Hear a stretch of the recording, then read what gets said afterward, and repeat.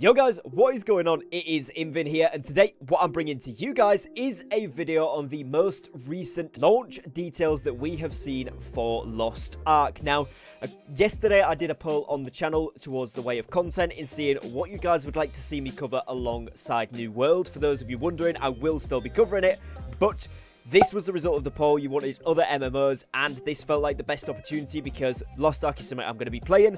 So I thought, why not make some content, especially about the news and updates on this game. So let me know in the comments of today's video if you'd like to see me do guides, tips and tricks, and other content surrounding Lost Ark, or whether you'd prefer to just be news and updates alongside the New World stuff as well, because I'm still going to be continuing it there. If you are seeing the channel for the first time as a result of this Lost Ark video, then welcome. Please do drop a subscribe down below. As I said, I am going to be covering lots and lots of content for this game. So it'd be amazing to have you here as part of the channel community. Without further ado, let's jump into this. There's a lot of information here, and I'm going to go through it as quickly as I can. So essentially what is going to be happening is there is going to be a pre-download for the launch of Lost Ark, which is going to be actually on Monday the 7th of February at 9 AM Pacific or 5 PM UTC.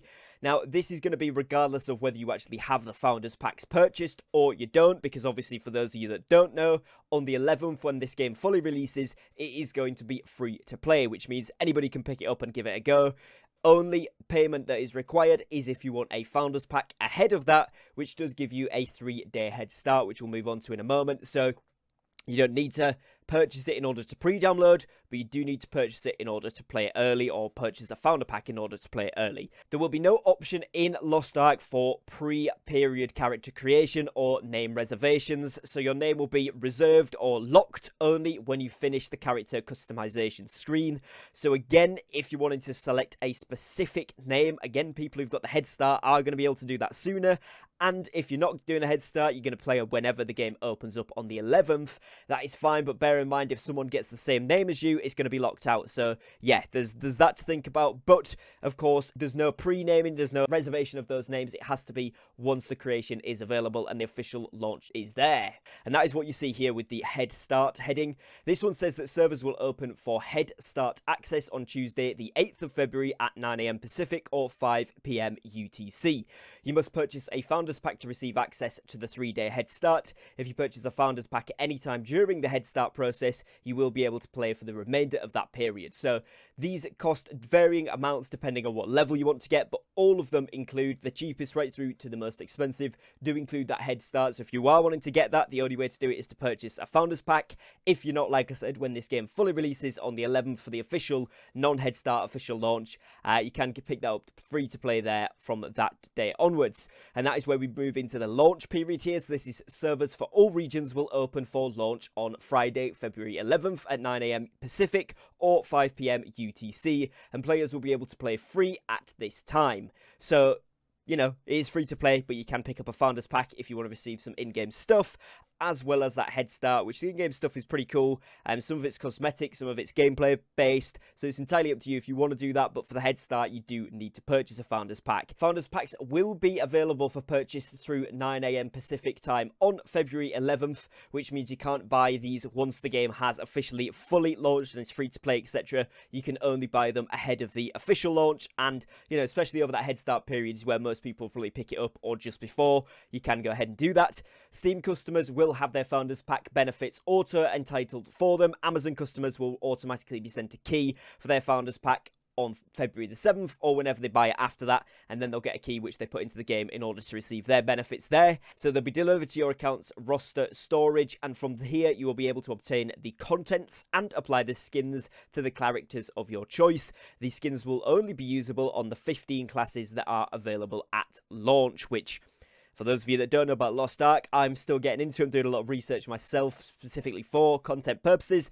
but there is some other classes available in other iterations of the game where they've been released elsewhere worldwide, and, you know, a lot of people have been talking about potentially these coming in. That, to me, suggests that these will probably enter the game at a later point, but it says, obviously, the skins from the Founders Packs will only be available to the 15 at launch. Now again, classes, if we look at the new player guide here, there is 5 of them, and as you can see here, there's Warrior, Martial Artist, Gunner, Mage, and Assassin. So for those of you wondering about the 15 that are available at launch, obviously this is just variations of those classes as well, and they do play a slightly different role in-game, which is potentially something I could cover in a video if you guys would be interested in it. They are all quite unique, have a little different play style, but they're based from those principal classes to start with, and then break down into the advanced classes as you get further into the game, which is quite a cool system. But yeah, so that's how that will work with the skins. In terms of servers, then, server details are as follows. The reset times, daily, weekly, bosses, events, etc. are per region, meaning that we'll have individual times. It's not just one across the entire service. Daily and weekly resets will be done at 1 AM or 2 AM, depending on daylight saving time and the regional time where the server is located, or after any scheduled downtime is completed.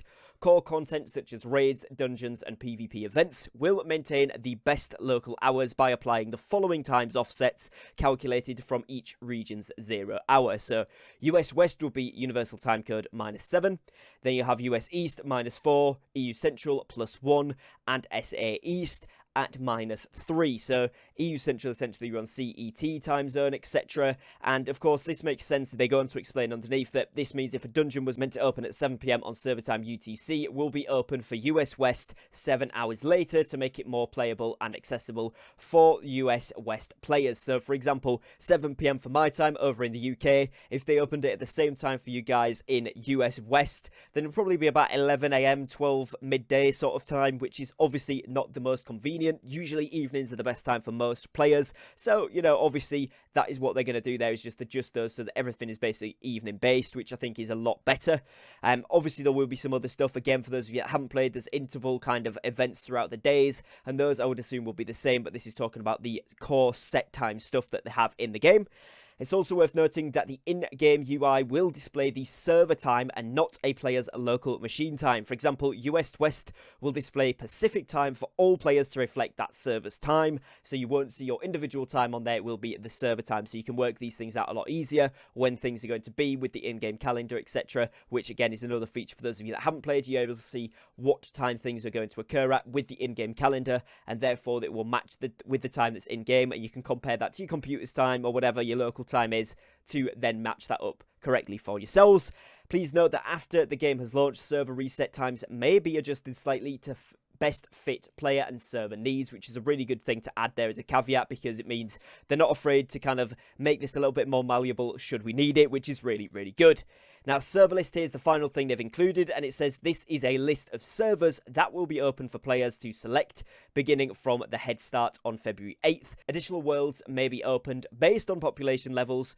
So in EU Central, we have the following here, and US East have the following, US West, and SA. Now, one thing that particularly EU Central and of course SA will notice is there's no actual language suggestions for these servers, no regionalization of them.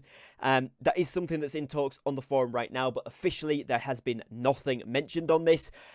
You know, so multiple languages in EU Central, for example, German-speaking players, French-speaking players, English-speaking players, Italian-speaking players, or all that sort of thing. All those communities would like to see a recommendation for that, but officially there hasn't been one. So if and when this does happen, I will update you guys. If not, then we'll have to wait and see what happens further down the line with this, whether they add it in or whether it's something unofficially players will do on the forums between themselves. I'll bring you guys an update on that when we do know more. So that is going to be it for today's video on the latest Lost Ark launch details that we do currently know. Hopefully you guys have enjoyed this video and found it useful to bring you guys some updates. If you would like to see me cover some more Lost Ark content here on the channel, please do be sure to leave me a like on today's video. Let me know in the comments what you'd like to see, if you would like to, if you'd like it to be news or guides or tips and tricks or just general content around the game, or specifically just sticking to the updates and announcements, then let me know down below. And like I said, of course I will be sticking with New World as well. We're just going to mix it up with a few extra games in here, and Lost Ark is a perfect one to get that underway. Like I said before, if you are new to the channel, whether it's through seeing Lost Ark for the first time or you're just seeing the channel in general for the first time and you enjoy MMO and gaming in general, make sure you drop in and subscribe to the channel down below, as I do upload new content every single day, and it would be amazing to have you guys here as part of that channel community. Other than that, guys, that is going to be it. So thank you for watching, thank you for your time, and I will catch you again tomorrow with a brand new upload. Take care, guys, and peace.